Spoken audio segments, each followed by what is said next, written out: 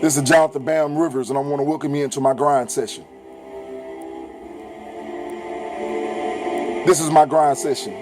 I come outside on my back porch every night, and I go over my goals. I think about my goals. I work on my goals. And I work on my goals every day so I can live my dreams. And right now, there are some of you listening to this message, and you're stuck in neutral right now. And let me tell you a story about being stuck in neutral. I was riding with a friend of mine about 10 or 12 years ago, and we were riding down Manchester Expressway. And as I was driving, he was sitting in the passenger seat. He thought it'd be a funny joke while I was at a red light to put my car in neutral. And without realizing it, my car was placed in neutral. So when the red light turned green and I had the opportunity to go, I had the opportunity to move, I had the opportunity to drive forward to my ultimate destination, I could not move because my car was in neutral. And the more and more I pressed on my accelerator and the more I did not move, the more agitated I got. But I had to realize that I could not get upset at the individual sitting next to me. I had to get upset at myself for allowing him to put my car in neutral. So as you listen to the story, I want you to think about the time that you've let somebody else put your life in neutral. I want you to think about the time that you've let somebody else tell you that you couldn't step into your purpose because of who you are, or because of who you were, or because of where you came from, or because of what you had to endure over your lifetime. I want you to think about the individuals that told you that you could not accomplish everything that God has wanted you to accomplish for his purpose in this lifetime. And I want you to think about the people whom you've allowed to hurt you and the chains that have been left on you. I want to encourage you right now to step out of neutral and move forward.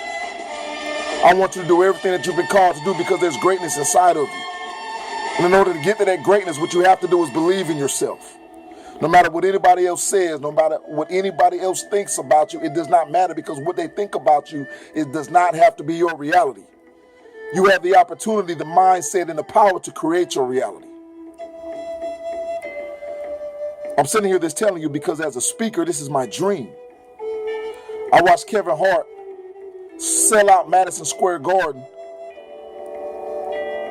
And at the end of his sequence, at the end of his segment, at the end of his speeches, at the end of his jokes, he could only shed tears because he told the crowd at Madison Square Garden that he was living his dream. And so when you watch Kevin Hart, you may watch a comedian, but I watch a dream chaser.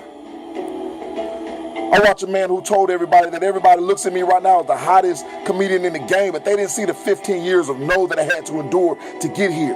They didn't see the times that I was kicked out of comedy clubs, booed off stages in order to get here. They didn't see the struggle in order for me to get here. They only see the progress, but they didn't see the process that I had to go through. They only saw the light at the end of the tunnel. And I want to let you know that there is a light at the end of the tunnel, but what you have to do is go through the process. And the process will involve the darkness. The process will involve the hard times. The process will involve you talking yourself out of your dreams and your goals because they seem insurmountable and they seem unattainable.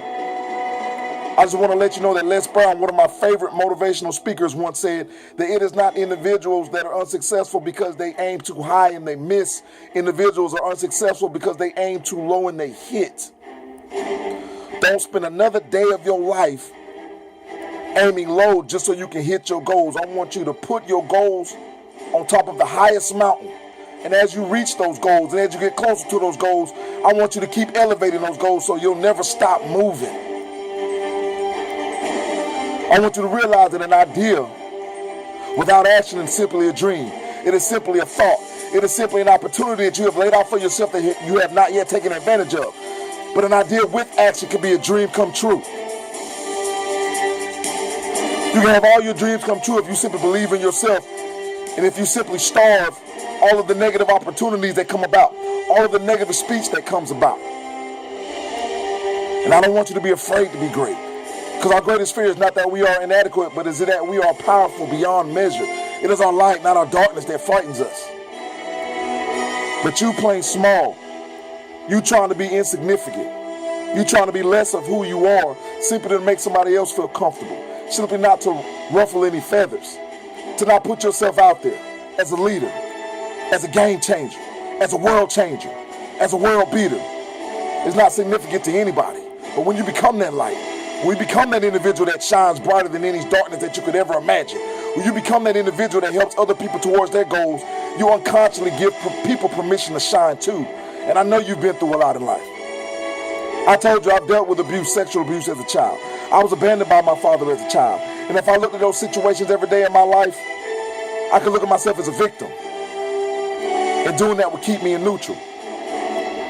But you got to get yourself out of neutral and move forward. And instead of looking at yourself as a victim, look at yourself as a victor.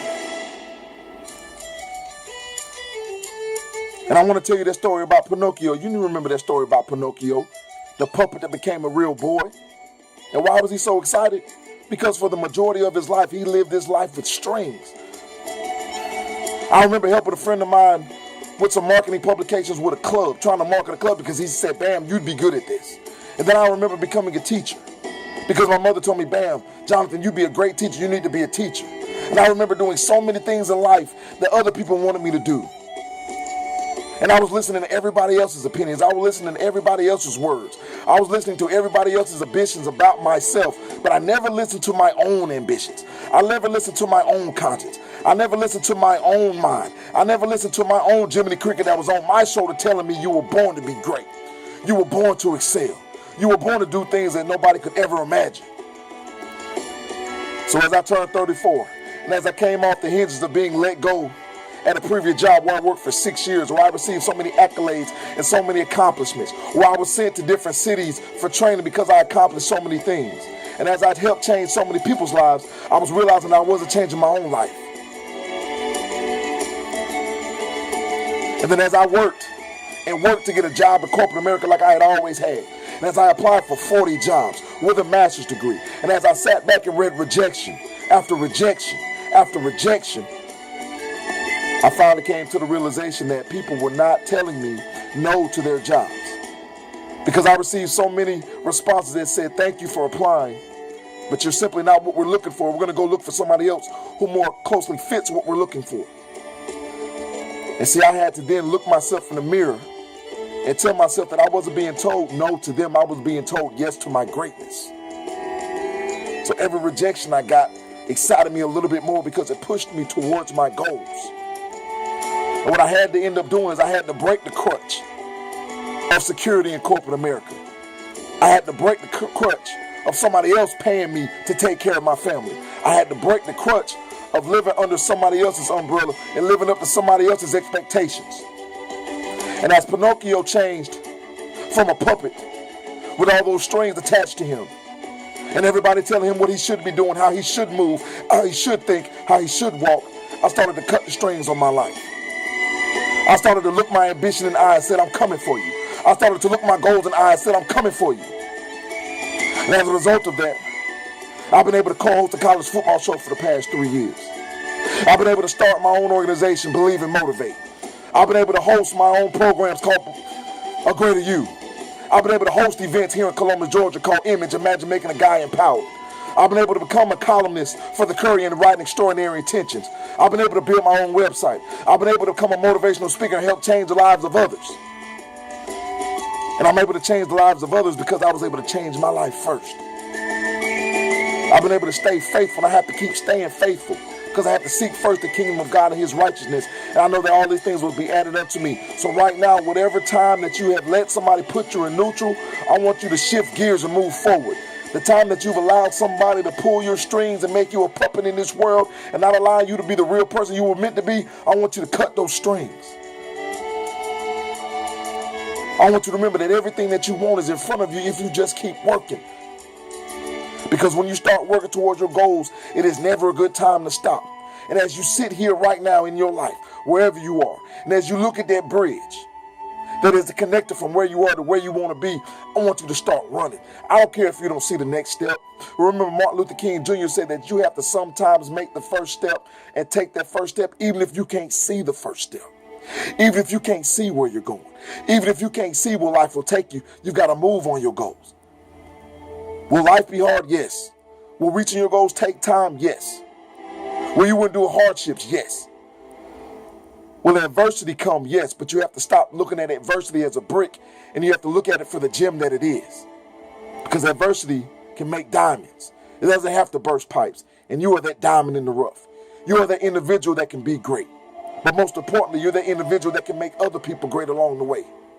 Don't give up on your goals. Don't give up on your dreams, because everything that you have and everything that you desire is right there in front of you. Go get it.